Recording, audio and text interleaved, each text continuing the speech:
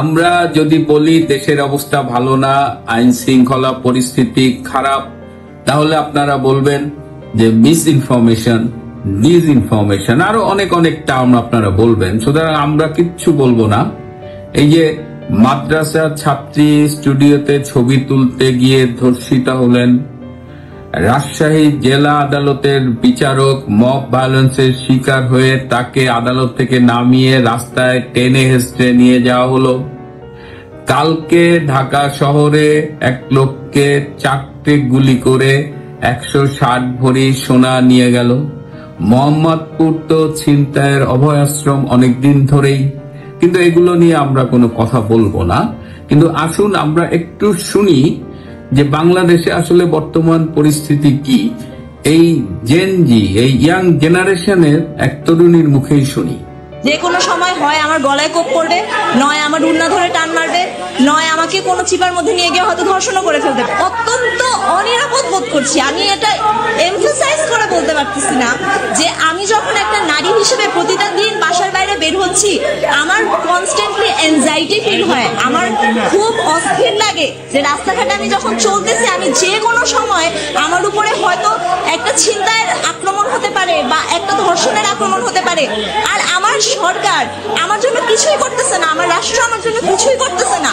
যতক্ষণ না আমি একটা লাশ না হচ্ছি, যতক্ষণ না আমি একটা ধর্ষিতা না হয়ে যাচ্ছি, ততক্ষণ পর্যন্ত তার টনক নড়বে না। ততক্ষণ পর্যন্ত বিচারের কথা তো আমি বাদই দিচ্ছি, তার টনকটাও নড়বে না। ডেভিল হান্ট অপারেশন করছি, ভাই ডেভিল হান্ট অপারেশন আপনি করছেন আমি বুঝতে পারতেছি, অনেক আওয়ামী লীগের দোষরদেরকে আপনি আটকাচ্ছেন আমি বুঝতে পারতেছি, কিন্তু আমি তো নিরাপদ না। তো এই যখন বাংলাদেশের বিশেষ করে ঢাকা শহরের আইন শৃঙ্খলা পরিস্থিতি এতটাই অবনতি হয়েছে যে মধ্যরাতে ঢাকা বিশ্ববিদ্যালয়ের ছাত্ররা এটার বিরুদ্ধে একটা মিছিল করেছে এবং তারা বর্তমানে যে অথর্ব স্বরাষ্ট্র উপদেষ্টা আছে লেফটেন্যান্ট জেনারেল অবসরপ্রাপ্ত জাহাঙ্গীর আলম চৌধুরী, তার পদত্যাগ দাবি করেছে স্টুডেন্টরা। তো রাত্রে যখন তারা এই পদত্যাগ দাবি করেছে তখন স্বরাষ্ট্র উপদেষ্টা বস একটু পানিপুনি খাচ্ছিলেন। ওনার আবার এই অনেক আগে থেকেই পানিপুনি খাওয়ার অভ্যাস আছে। ওনার সাথে আমার বেশ কিছু বন্ধু যখন উনি সার্ভিসে ছিলেন জুনিয়র হিসেবে কাজও করেছেন, তো বসের সেই পানিপুনির অভ্যাসটা রয়ে গেছে। তো বস পানিপুনি খেয়ে যখন শুনলেন তাই তার পদত্যাগ দাবি করা হচ্ছে ঢাকা বিশ্ববিদ্যালয়, তিনি তার আশেপাশে সবাইকে ডেকে বললেন, কে কোথায় আছিস, এখনই সংবাদ সম্মেলনের আয়োজন কর। তো সবাই তো অবাক যে বস এত রাতে সংবাদ সম্মেলন, এটা তো বাংলাদেশের ইতিহাসে কখনো হয়নি। কিন্তু যেহেতু বস বলে ফেলছেন, এটা তো আর এখন তো আর এটা ফেরানো যাবে না।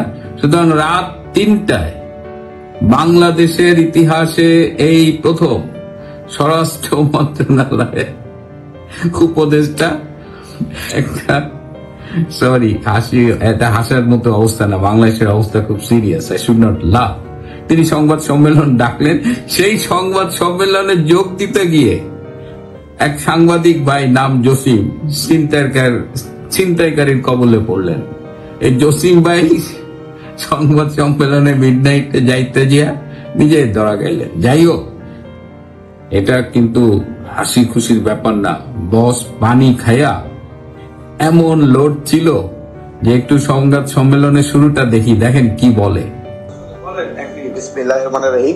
আপনাকে এত রাত্রে আমি দেখেছি, আপনারা অনেক কষ্ট করে এখানে আসছেন, এই জন্য আপনাদের ধন্যবাদ।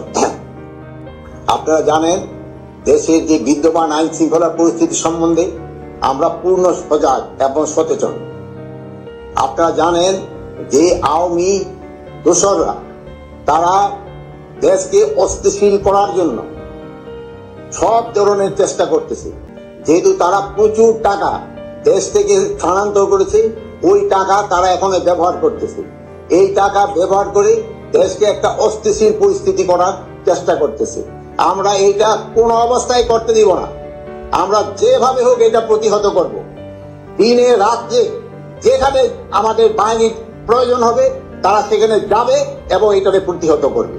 আপনারা জানেন, আমি আপনাদের সামনে দায়িত্বহীনভাবে বলতে চাচ্ছি, আমি এই আওয়ামী যারা এই কাজগুলি করতেছে তাদের আমি ঘুম হারাম করে দিব এবং তারা কোথাও কোনো স্থান পাবে না। দিনে রাতে যে জায়গায় হোক না কেন তাদের কোথাও কোনো স্থান হবে না।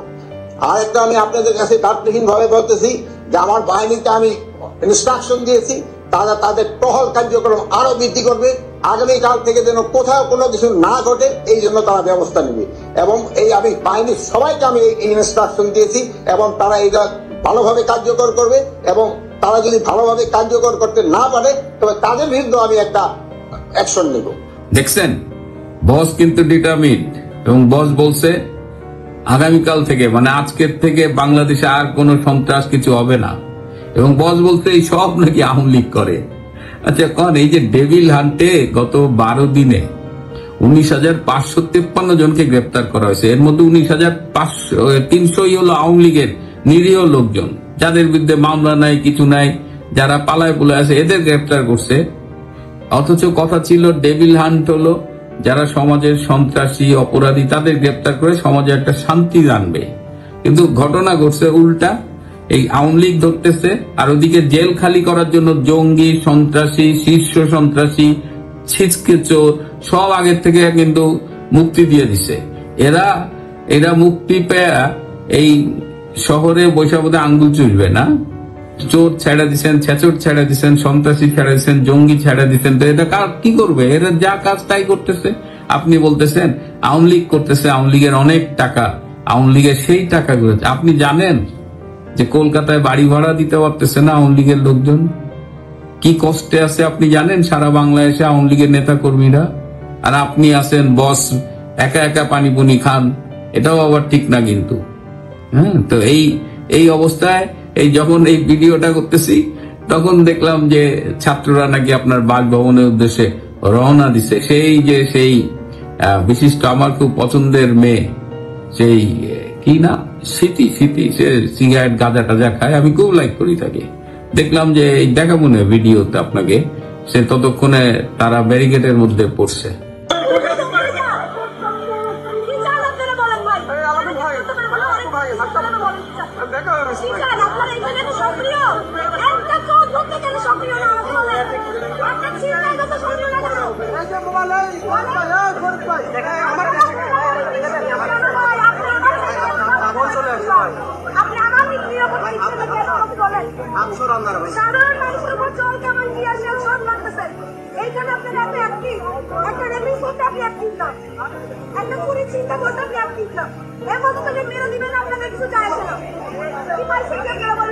প্রিয় বন্ধুরা, আজকে কথা ছিল যে ওই যে ইউএসএআইডির যে $29 মিলিয়ন বাংলাদেশে ঢুকছে এবং এই টাকাগুলো কে কে নিছে সেটা নিয়ে কথা হলো। কিন্তু তার মধ্যে এই যে মিডনাইট খাটাস, এই খাটাসটা এমন ভাবে চলে আসলো যে মনে হলো যে এটা করি, যদি সবকিছু ঠিক থাকে কালকে আপনাদের আমি বলবো যে এই ইউএসএআইডির টাকা কার কার পকেটে ঢুকছে বাংলাদেশে। মোটামুটি লিস্টটা পেয়ে গেছি।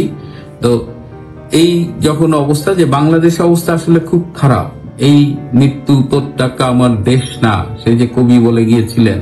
তো আজকে বাংলাদেশকে দেখে সেটাই মনে হচ্ছে, খুব অচেনা বাংলাদেশ, জঙ্গিদের বাংলাদেশ, সন্ত্রাসীদের বাংলাদেশ। এবং এই সরকার ফুললি ফেল করেছে, টোটালি ফেল করে। এরা যে ফেল করছে এটা তাদের যে অনুসারী ছাত্ররা আছে এরাও এখন বুঝতে পারতেছে। কারণ ছাত্ররা তো তাদের মা, ভাই, বোন, বন্ধু বান্ধবদের সাথে কথা বলে, তারা তো রাস্তাঘাটে বেরোয়, তারা তো আর উপদেষ্টাদের মতো ওই শীতাতপ নিয়ন্ত্রিত ঘরে বৈশা বৈশা দেশ চালায় না। তো তারা এখন দেখতে পাচ্ছে যে সাধারণ মানুষ এই ব্যর্থ ইউনূসের উপরে এমন খেপছে যে যারা আওয়ামী লীগদের দেখতে পারে না তারাও এখন বলতেছে আগেই ভালো ছিলাম। প্রিয় বন্ধুরা, আজ এ পর্যন্তই। সাবধানে থাকবেন, দেশের অবস্থা ভালো না। বিশেষ করে রাত্রে বেরোনোর আগে কয়েকবার ভাববেন এবং যদি বেরোতেই হয় তাহলে দোয়া দরুদ পড়ে বেরোবেন।